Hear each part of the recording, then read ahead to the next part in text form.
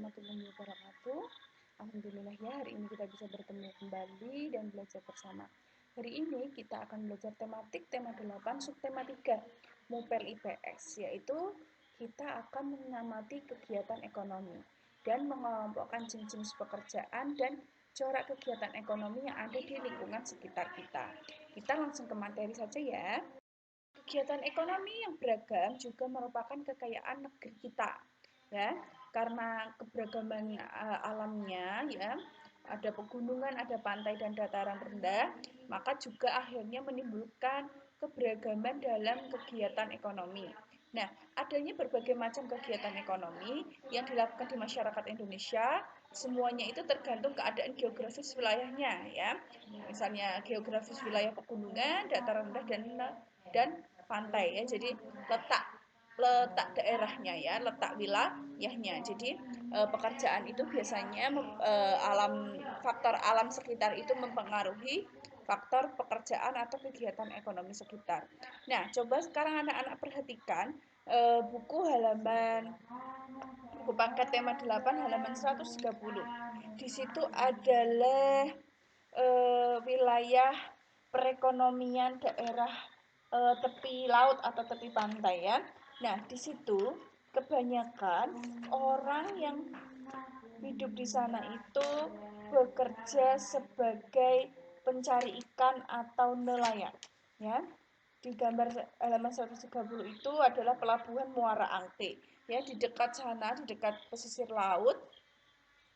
Di sana kebanyakan orang-orangnya berkegiatan ekonomi sebagai nelayan. Nah, hasil tangkapannya itu diserahkan kepada para pembeli, kepada para pengepul, mohon maaf, pengepul ikan, lalu pengepul ikan menjualnya ke konsumen, ya. Jadi ikan dicari oleh nelayan, nelayan menjualnya ke pedagang atau ke pengepul ikan, lalu ikannya didistribusikan ke kita, lalu kita konsumsi. Seperti itu, ya. Itu contoh kegiatan ekonomi karena letak geografisnya di daerah pesisir pantai.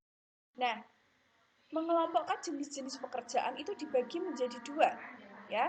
Ada pekerjaan yang menghasilkan barang, juga ada pekerjaan yang menghasilkan jasa. Nah, jenis pekerjaan yang di masyarakat itu kan dikelompokkan menjadi dua. Yang pertama menghasilkan barang. Nah, pekerjaan yang menghasilkan barang merupakan pekerjaan yang memproduksi berbagai benda yang dapat digunakan untuk kebutuhan sehari-hari.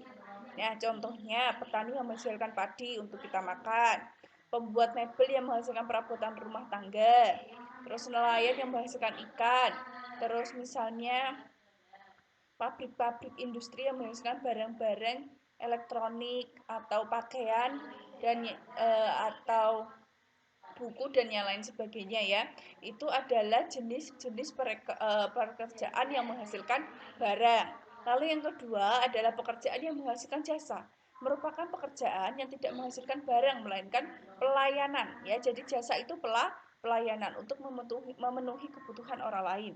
Misalnya jasa tukang laundry, ya, jasa cuci setrika itu adalah jasa untuk menyetrika atau mencucikan baju kita. Lalu tukang pos atau kurir ekspedisi yang mengantarkan barang yang ingin kita kirim sampai ke tempat yang kita tuju, atau barang yang ingin kita kirimkan ke alamat teman kita atau saudara kita.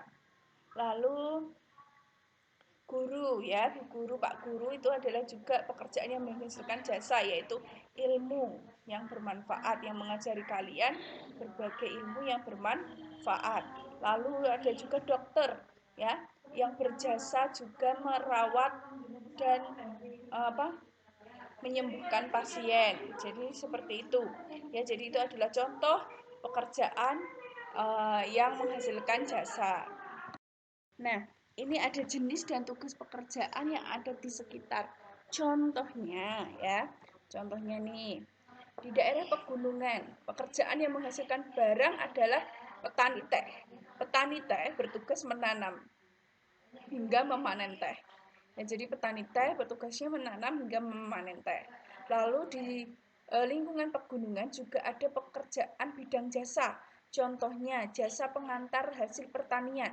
Ya, truk-truk muatan itu atau kol-kol yang membawa, ya, mobil pick up itu ya yang membawa hasil sayuran, hasil teh ke pasar atau ke pabrik itu mereka itu jasa yang mengantarkan hasil pertanian. Tugasnya membawa hasil pertanian ke pasar atau ke pabrik.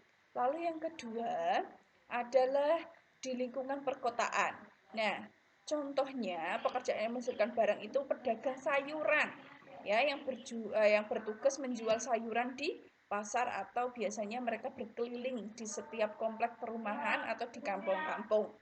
Lalu pekerjaan di bidang perkotaan contoh contoh apa di perkotaan di lingkungan perkotaan contoh pekerjaan jasa adalah dokter yaitu tugasnya melayani dan mengobati pasien.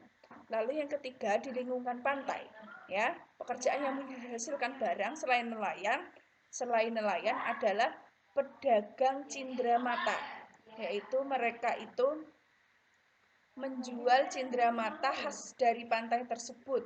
Ya, hasil-hasil dari pantai misalnya ada kerang, ada misalnya ada kulit kerang yang dibuat kerajinan, terus keong juga, terus beberapa cindramata khas dari laut ya, yang biasanya untuk pajangan di rumah. Lalu di lingkungan pantai, pekerjaan jasa itu contohnya penjaga pantai. Ya, tugasnya melayani pengunjung dan juga pengawas pantai. Biar kalau ada pengunjung yang melewati batas biasanya biar bisa diperingatkan seperti itu ya. Itu adalah jenis dan tugas pekerjaan di sekitar lingkungan. Nah, kondisi alam dan manusia pada dasarnya memiliki hubungan timbal balik. Jadi alam juga membutuhkan kita, kita juga membutuhkan alam. Nah, hubungan inilah yang mengakibatkan manusia memiliki karakteristik yang berbeda-beda di setiap wilayahnya.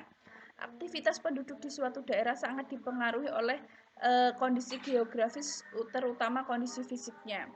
Berikut corak kehidupan penduduk di sekitar kita.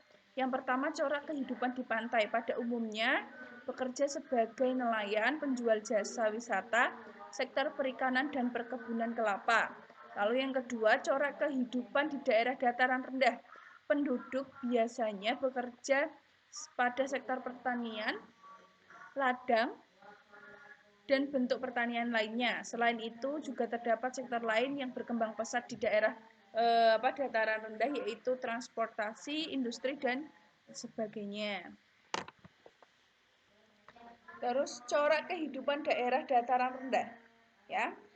Di daerah dataran rendah penduduknya umumnya bekerja dalam sektor pertanian terutama perladangan. Ya. Dataran tinggi itu kebanyakan ladang. Lalu di daerah pegunungan, penduduknya di daerah ini umumnya bekerja dalam sektor pertanian, ladang dan buruh perkebunan. Jadi setiap lingkungan biasanya setiap wilayah itu ada pekerjaan-pekerjaan tertentu yang biasanya dilakukan oleh orang-orang yang tinggal di daerah sana. Nah, tugas untuk anak-anakku sekalian, ya, lakukanlah pengamatan kegiatan ekonomi yang menonjol yang ada di sekitar tempat tinggal kalian. Kemudian terangkanlah kegiatan tersebut serta adakah keterkaitan dengan keadaan alam atau kondisi alam di sekitar kalian. Nah, hasil tugasnya ditulis pada buku paket halaman 131. Ya, di dalam kotak itu ya. Tugas difotokan dan dikumpulkan ke buku guru ya. Jadi nanti kalian bikin survei atau mengamati kebanyakan di lingkungan kalian itu pekerjaan kebanyakan orang di daerah kalian itu apa. Terus keterkaitannya dengan alam apa? Misalnya di daerah Bu Serli, kebanyakan orang-orang itu menjadi buruh pabrik karena apa? Keadaan alam sekitar yang sudah tidak ada lahan pertanian.